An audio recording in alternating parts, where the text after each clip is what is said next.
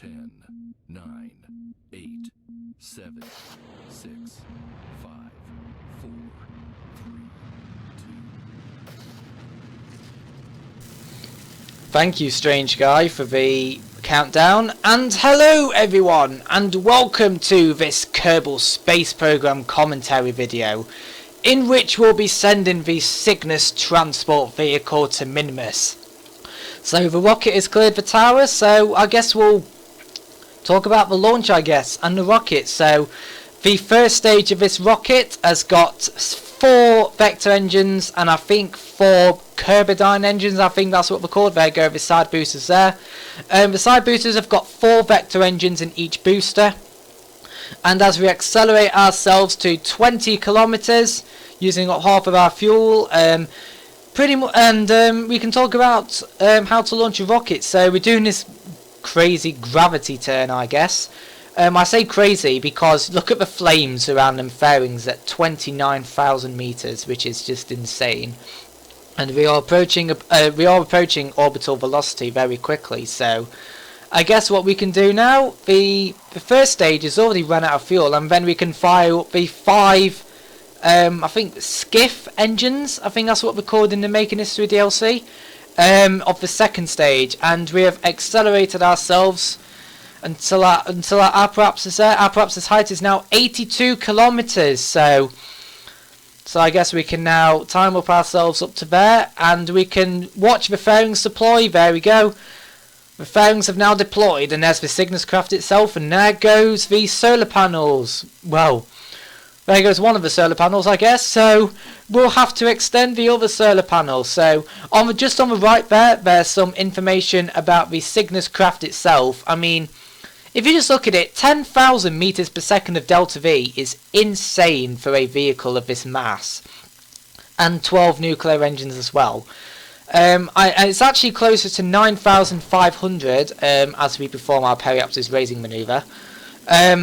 12 nuclear engines is insane, and stable orbit has been achieved. So I'm getting sidetracked. Let's talk about the mission. So obviously we're going to Minmus, and the reason why we're going to Minmus, as you just saw there on the map screen, there are 2 asteroids in orbit around Minmus, and the objective of this mission is to eject them from the Kerbin system. So we've got an encounter with Minmus straight away, and we've got 924.8 meters per second of delta V to burn. So as I was saying, 9,500 meters per second of delta V. You could easily do a MOHO mission doing that. Obviously, if you had a lander as well, with about 4,000 meters per second. I'd say 4,000 or 3,000 is good enough for MOHO, but 10,000 meters per second altogether in the transport stage the transport craft is insane. You could easily go to MOHO or ELU doing that, even without gravity assists. So we have now burnt off the last of our fuel. You saw the ascent booster, by the way. The ascent booster detached itself. It only had 400 meters per second of fuel, so we had to burn that off and then just burn the nuclear engines. So getting our encounter with the asteroids. Talking about the asteroids, one of the asteroids, the asteroid that I've just targeted, by the way, is in a retrograde orbit around Minmus, and where those orange conics are, you want to get those orange conics to be as close as possible. In fact, this can happen at any points during your orbit, so you pretty much just want to get that done straight away.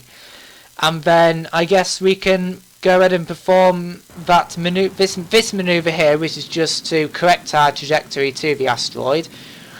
And talking about the other asteroid, it is in a prograde orbit around Minmus, so both of them are very close together.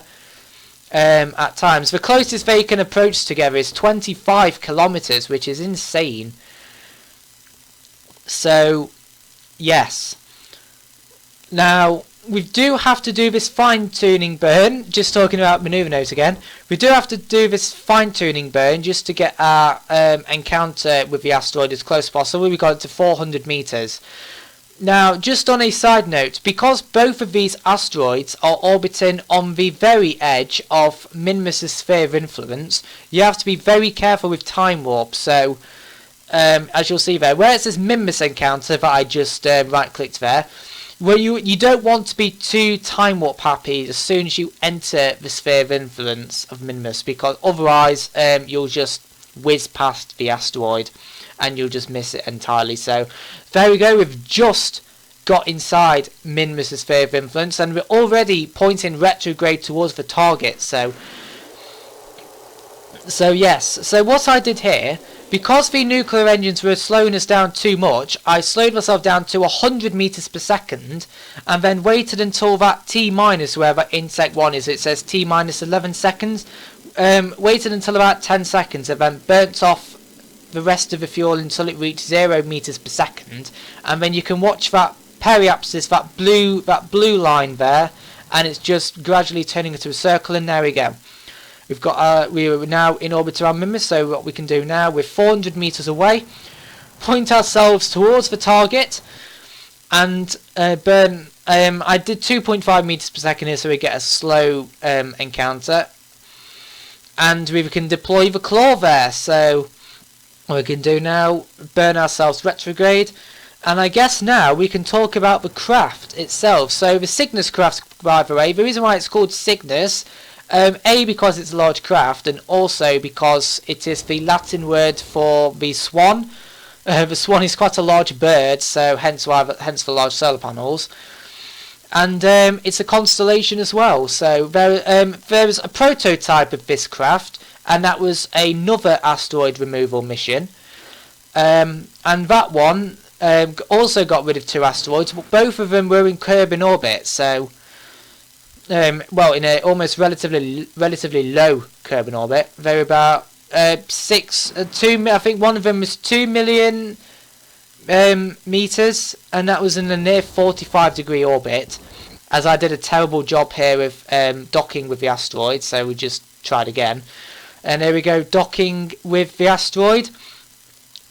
And there we go. So the craft, by the way, just going back to the craft, it's got 36 reaction wheels, which is insane, because if you do not add reaction wheels to your craft, you just basically lose stability altogether, especially when you dock onto asteroids, because they've got such a high mass. You'll just spin out of control every time you perform a burn. So anyway, now that we've docked with the asteroid, now we can eject it from the Kerbin system. So what I tried to do here, I tried to use a gravity assist using the MON, but that was 134 meters per second, so I thought we'll just leave that. I had to go around Minmus once as well to do that burn as well. So what I just did there, I just set another maneuver node up, so I could just burn prograde straight away. And if you watch that orange apoapsis just there, you can watch it disappear. And there we go. So we've now ejected ourselves from the Kerbin system. So what we can do now, we can release ourselves from the asteroid. There we go. And then we can point retrograde again. There we go. And I did it too quickly and one of the solar panels broke. So I guess the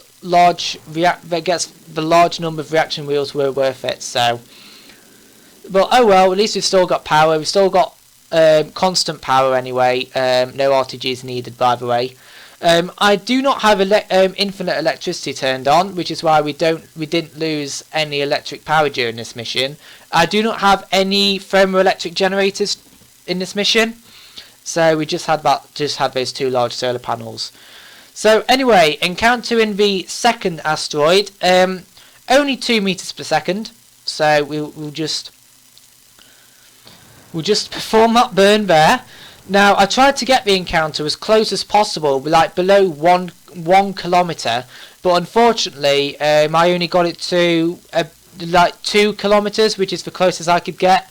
Hence why I just kept on burning prograde, burning retrograde, just keep on doing that until I got that 2.2 kilometer burn there.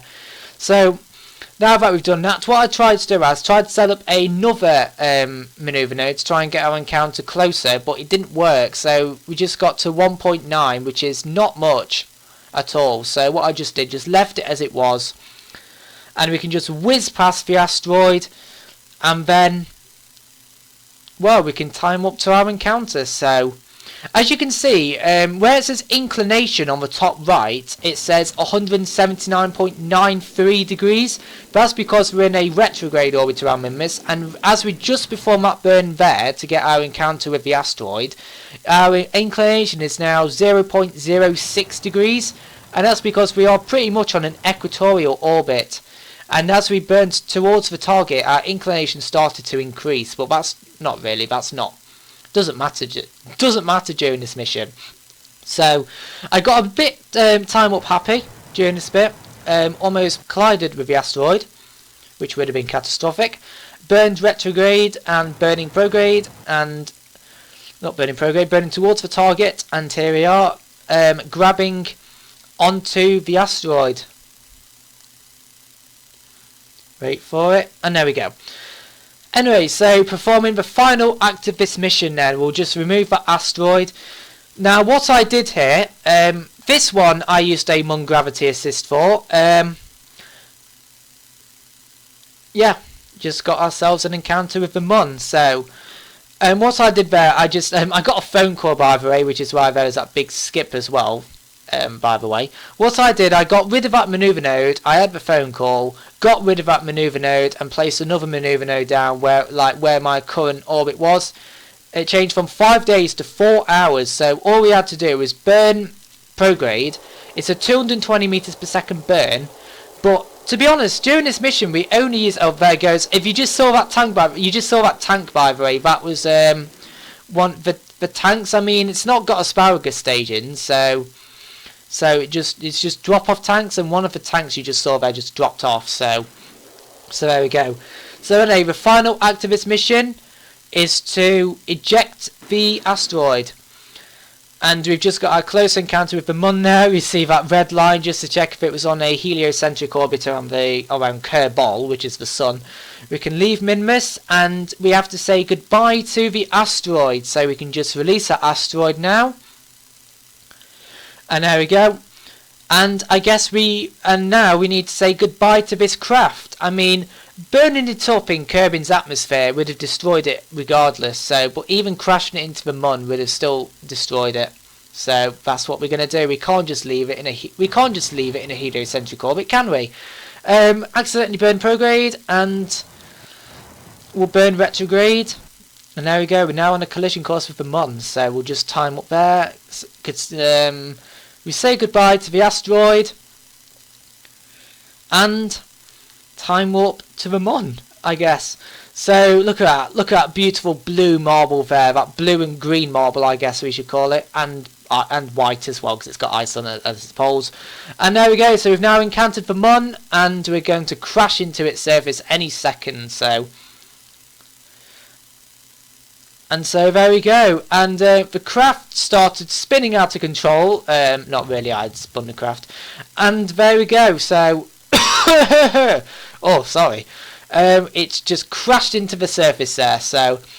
Anyway, now that the craft is destroyed, I guess that's the end of this mission, and as we watch the asteroid leave the Mun and leave Kerbin once and for all, I guess we can say goodbye.